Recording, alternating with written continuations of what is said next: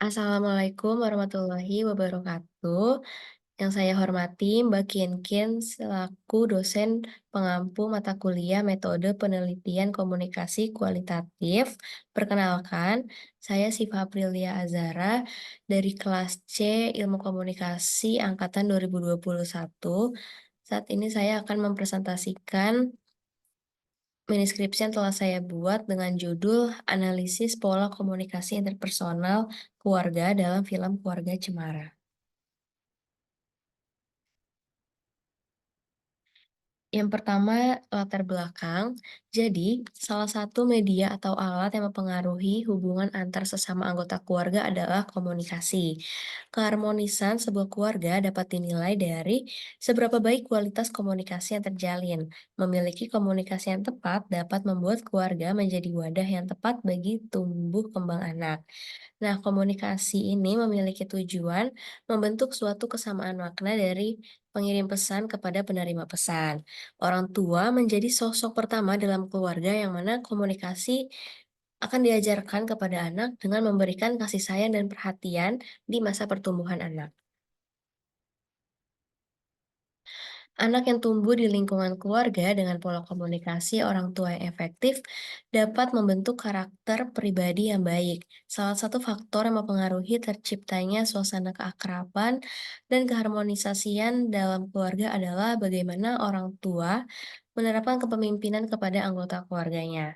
Pola komunikasi keluarga yang diterapkan orang tua kepada anak semestinya juga bersifat dinamis, mengikuti perkembangan zaman yang ada. Nah, anak saat ini kan tumbuh dengan perkembangan teknologi yang semakin cepat, mulai dari adanya televisi, komputer, smartphone, internet, hingga perangkat digital dengan berbagai aplikasi seperti media sosial. Seperti yang kita ketahui juga, dalam perkembangan teknologi yang semakin pesat ini, berbagai media telah difungsikan untuk memberikan pemahaman serta menampilkan realitas dalam kehidupan bermasyarakat. Seperti dalam kehidupan keluarga, salah satu caranya ini dengan menggunakan film sebagai media penyampaian pesan. Film ini dapat menjadi media untuk membentuk realitas baru yang akan dijadikan acuan oleh masyarakat dalam bertingkah laku di kehidupan sehari-hari. Salah satu contohnya itu film Keluarga Cemara yang menjadi objek penelitian saya kali ini. Film Keluarga Cemara ini merupakan film yang bergenre drama keluarga yang diadaptasi dari serial TV legendaris pada tahun 90-an dengan judul yang sama. Kisah ini diangkat dari sebuah novel karya Arswendo Atmowiloto. Dalam film tersebut mengandung adegan-adegan yang menunjukkan bagaimana orang tua dalam mendidik anak, bagaimana keluarga harus bisa menerima keadaan dan menghadapi segala masalah yang menimpa. Film ini mengusung tagline, "Harta yang paling berharga adalah keluarga." Film yang mengisahkan tentang drama keluarga Abah yang diperankan oleh Ringgo Agus Rahman dan Emak diperankan oleh Nirina Zubir. Nah, jika dicermati dari sisi makna, film Keluarga Cemara ini menarik untuk dianalisis karena di dalamnya memiliki banyak makna pesan yang berbentuk simbol-simbol atau tanda yang ditampilkan oleh sutradara. Terdapat beberapa adegan yang mengandung tanda mempresentasikan mengenai pola komunikasi keluarga. Tanda-tanda tersebut ini adalah gambaran tentang pesan yang ingin disampaikan oleh sang sutradara untuk mengetahui hal tersebut. Diperlukan teknik analisis yang tepat, yaitu dengan menggunakan teknik analisis semiotika. Selanjutnya, fokus penelitian. Berdasarkan latar belakang yang telah saya jabarkan di atas, maka saya membuat fokus penelitiannya itu pola komunikasi interpersonal keluarga dalam film Keluarga Cemara. Oleh karena itu, masalah yang dapat diidentifikasi penulis yaitu bagaimana komunikasi interpersonal keluarga dalam film Keluarga Cemara. Selanjutnya, tujuan dari penelitian ini adalah untuk dapat mengkaji pola komunikasi interpersonal keluarga dalam film Keluarga Cemara. Selanjutnya, untuk manfaat penelitian, yang pertama ada manfaat akademik. Hasil dari penelitian ini dapat mengembangkan dan menambah pengetahuan terkait kajian ilmu komunikasi, khususnya mengenai pola komunikasi interpersonal. Yang kedua ini ada manfaat praktis. Hasil dari penelitian ini yakni untuk menambah pengetahuan bagi para praktisi ilmu komunikasi terkhusus pada pola komunikasi interpersonal keluarga dan bagi para orang tua atau keluarga dalam mengoptimalkan pola komunikasi interpersonal keluarga. Selanjutnya di bab 2 kajian teori, yang pertama ini ada konsep. Konsep yang digunakan ini adalah komunikasi interpersonal. Komunikasi interpersonal secara umum adalah komunikasi antara orang-orang secara tatap muka. Masing-masing orang yang terlibat dalam komunikasi tersebut saling mempengaruhi persepsi lawan komunikasinya. De Vito berpendapat bahwa komunikasi interpersonal adalah komunikasi yang terjadi di antara dua orang yang telah memiliki hubungan jelas, yang terhubungkan dengan beberapa cara. Contoh dari komunikasi interpersonal ini seperti komunikasi antara ibu dengan anak, dokter dengan pasien, dan lain sebagainya. Perspektif situasional mengatakan bahwa komunikasi interpersonal ini secara khusus mengamati interaksi dua orang yang berkomunikasi verbal maupun nonverbal sekaligus. Dalam perspektif interpersonal, bahkan kelompok atau organisasi yang terdiri lebih dari dua individu dipandang sebagai kumpulan bentuk diat. Daily communication adalah komunikasi yang melibatkan dua individu, sehingga komunikasi interpersonal selalu terjadi dalam konteks komunikasi kelompok, organisasi, atau bahkan level komunikasi yang lebih tinggi.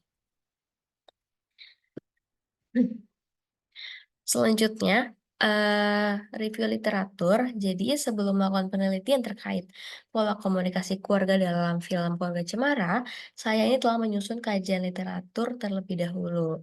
Kajian literatur ini mengkaji dengan penelitian sebelumnya yang sejenis atau memiliki kaitan dengan penelitian yang akan dilakukan oleh saya. Di sini sudah terdapat 10 review literatur.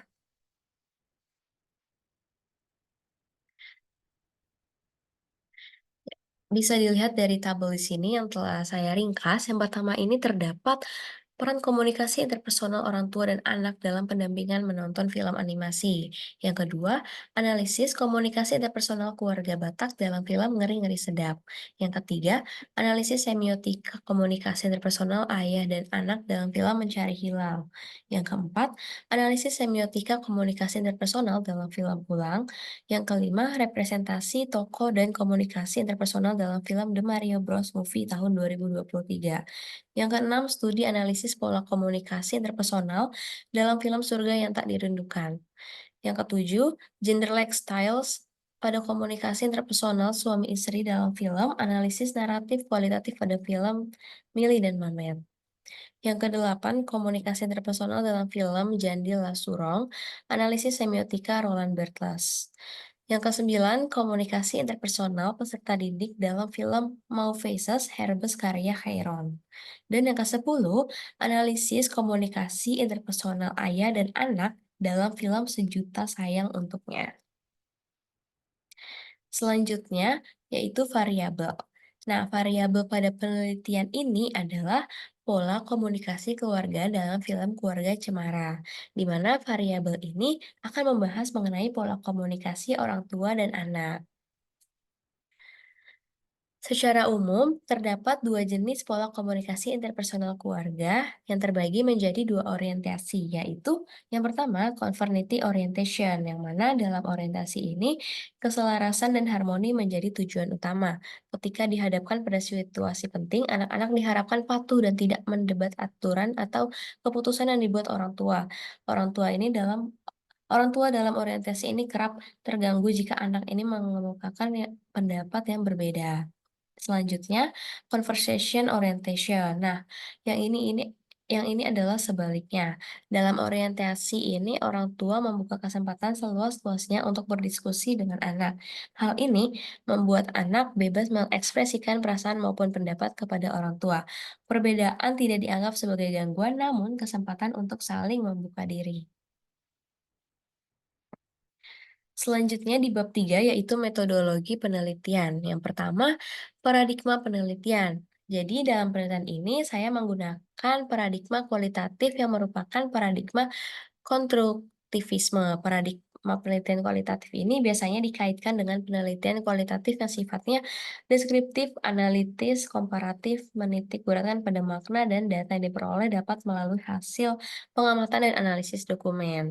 Paradigma konstruktivisme menolak pandangan positivisme yang memisahkan subjek dengan objek komunikasi. Dalam pandangan konstruktivisme, bahasa tidak lagi hanya dilihat sebagai alat untuk memahami realitas objektif belaka dan dipisahkan dari subjek sebagai penyampaian pesan.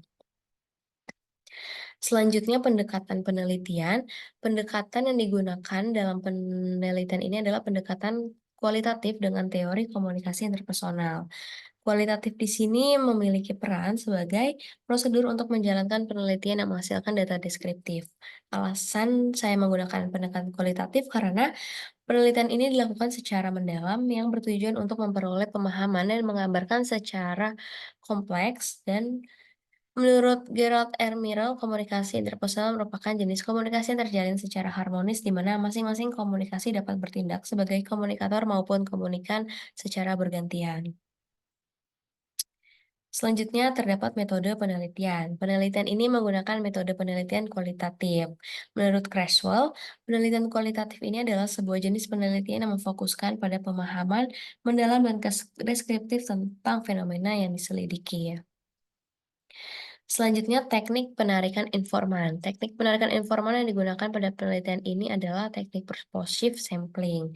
Menurut Sugiono, purposive sampling ini adalah teknik penarikan informan pada sumber data pertimbangan tertentu. Alasan menggunakan teknik purposive sampling adalah karena tidak semua sampel ini memiliki kriteria yang sesuai dengan fenomena yang diteliti. Oleh karena itu, saya memilih teknik purposive sampling yang menetapkan pertimbangan-pertimbangan atau kriteria-kriteria tertentu yang harus dipenuhi oleh sampel-sampel yang digunakan dalam penelitian ini.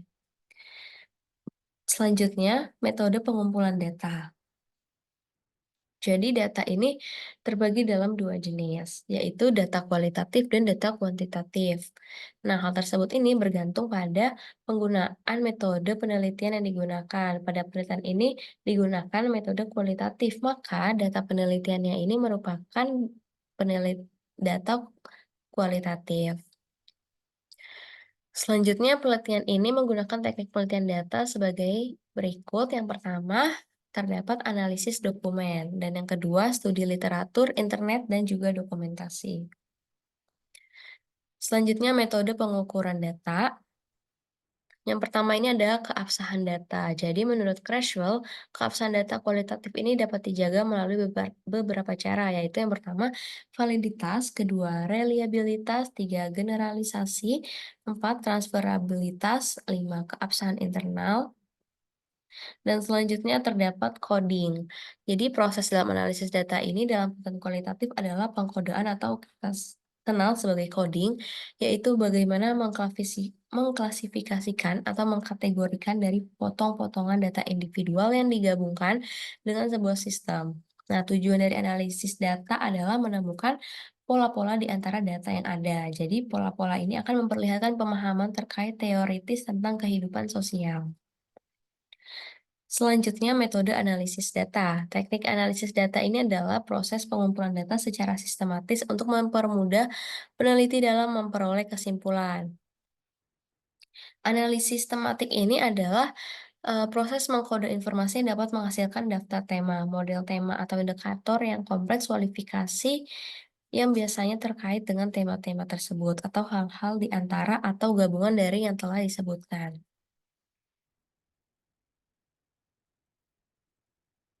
Nah, terdapat tahapan-tahapan dari metode tematik analisis. Yang pertama ini terdapat memahami data, yang kedua menyusun kode atau coding, dan yang ketiga mencari tema.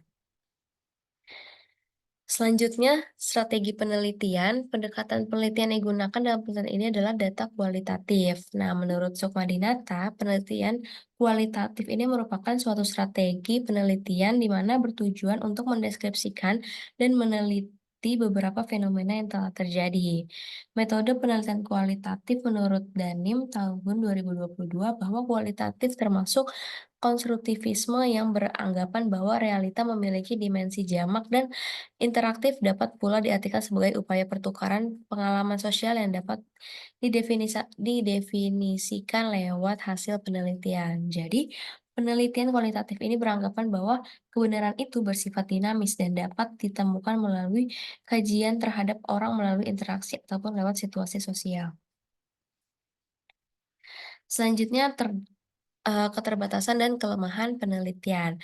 Keterbatasan penelitian, jadi di sini terdapat beberapa keterbatasan yang menimbulkan gangguan dan kurangnya hasil penelitian ini. Keterbatasan itu antara lain yang pertama, keterbatasan literatur hasil penelitian sebelumnya yang masih kurang untuk peneliti dapatkan, dan hal tersebut membuat penelitian ini memiliki banyak kelemahan.